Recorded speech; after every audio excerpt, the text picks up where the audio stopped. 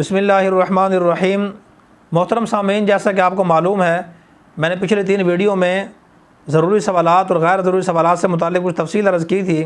آج بھی انشاءاللہ 2-3 اہم باتیں سوال کے متعلق عرض کروں گا۔ توجہ کے ساتھ سنیں گے تو انشاءاللہ فائدہ ہوگا۔ میں نے بات عرض کی تھی کہ انسان کو بمقصد سوال کرنا چاہیے، اپنے علماء سے، مفتیان کرام سے، والدین سے، اساتذہ سے، بڑوں سے۔ غیر ضروری، فرضی، بے مقصد اور جو مسئلہ ابھی تک پیش نہیں آیا اس کے متعلق سوال کرنے سے گریز کرنا چاہیے۔ تیسری بات یہ سمجھنے کی ہے کہ جب تک کوئی آپ اس سے سوال نہ کرے آپ کو جواب ہی نہیں دینا چاہیے۔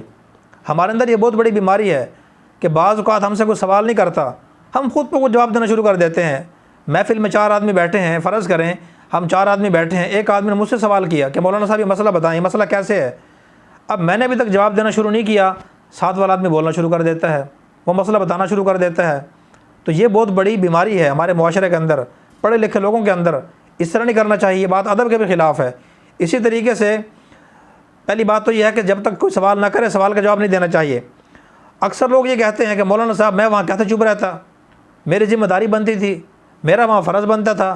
یہ سب فضول باتیں ہیں، یہ سب جہالت کی باتیں ہیں۔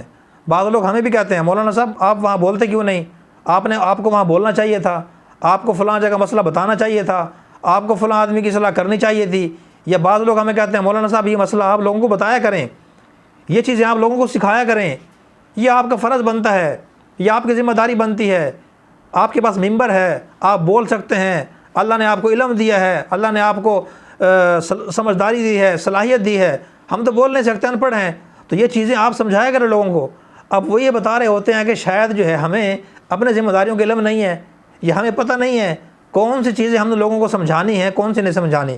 بھائی ہمیں مشورے نہ دیا کریں، ہمیں نہ سمجھایا کریں کہ کون سی چیز ہم نے لوگوں کو سمجھانی، ہمیں پتہ ہے۔ ہوتا یہ ہے کہ بعض اوقات ایک عام آدمی جو خود تو بیچارہ لوگوں کو کچھ نہیں کہہ سکتا، اس کے ذاتی مزاج میں ایک بات شامل ہوتی ہے، وہ یہ چاہ رہا ہوتا ہے کہ ہر بندہ اس طرح کرے جس طرح میرا مزاج ہے، جس طرح میں چاہتا ہوں۔ تو پھر وہ کسی عالم کے ذریعے، کسی مفتی کے ذریعے لوگوں پہ اپنی بات زبردستی مسلط کرنا چاہتا ہے۔ حالانکہ جو عالم سمجھدار ہوتا ہے، ممبر پہ بیٹھتا ہے، پڑھے لکھے لوگ آتے ہیں، سمجھدار لوگ آتے ہیں، اس کی بات سنتے ہیں، اسے سیکھنے کی کوشش کرتے ہیں، تو اس کو مشورہ دینا بھی بے ادبی کی بات ہے۔ تو پہلی بات تو یہ سمجھیں کہ جب تک کوئی آپ سے سوال نہ کرے آپ سوال کا جواب نہ دیں۔ کافی عرصے پہلے کی بات ہے، میں ایک مسجد میں بیٹھا تھا، وہاں پرانے سادہ قسم کے حافظ تھے، ان سے کام آدمی نے مسئلہ پوچھا، انہوں نے مسئلہ کا جواب غلط دیا، میں وہاں خاموش رہا۔ حکمت کی بات یہی تھی، سمجھداری کی۔ کوئی سادہ بیچارہ ہوتا، عالم بیچارہ، تو فوراً موقع پہ بول پڑتا، موقع پہ بولنا بھی حکمت کے خلاف ہے۔ تو میں نے جواب نہیں دیا کیونکہ اس نے مجھ سے پوچھا ہی نہیں۔ تو جب اس حافظ نے سوال کا جواب دیا اور غلط دیا تو بندہ مطمئن بھی نہیں ہوا، تو مجھے کہنے لگا مولانا صاحب آپ کیوں خاموش بیٹھے، آپ بتائیں۔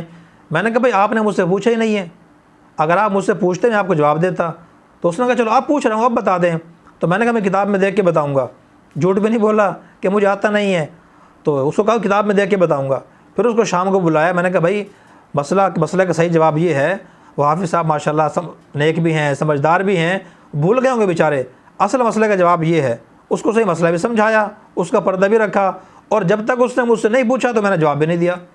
تو سمجھدار لوگ بغیر پوچھے سوال کا جواب نہیں دیتے، اور جو ناسمجھ ہوتے ہیں، بیوقوف ہوتے ہیں، وہ بغیر سوال کیے خود بخود بولنا شروع کر دیتے ہیں، محفل میں، مجلس میں، شادی بیاہ میں، غم خوشی میں، جہاں موقع ملتا ہے ان کو فوراً بولتے رہتے ہیں۔ تو یہ بہت بڑی بیماری ہے، اس بیماری کی ہمیں اصلاح کرنی چاہیے۔ نمبر 2، سوال کا جواب کوئی آپ سے کر لے تو سوال کا جواب بھی آپ کو تب دینا چاہیے کہ جب آپ کو اس سوال کے جواب کی مکمل معلومات حاصل ہوں۔ اگر آپ کو اس سوال کی تفصیلات معلوم نہیں ہے، سوال کے جواب کی، جو سوال اس نے کیا ہے، تو آپ اس کو سوال کا جواب نہ دیں۔ یہ بہت بڑی بیماری ہے، ہمیں پتہ نہیں ہوتا، بعض اوقات ہم شروع ہو جاتے ہیں۔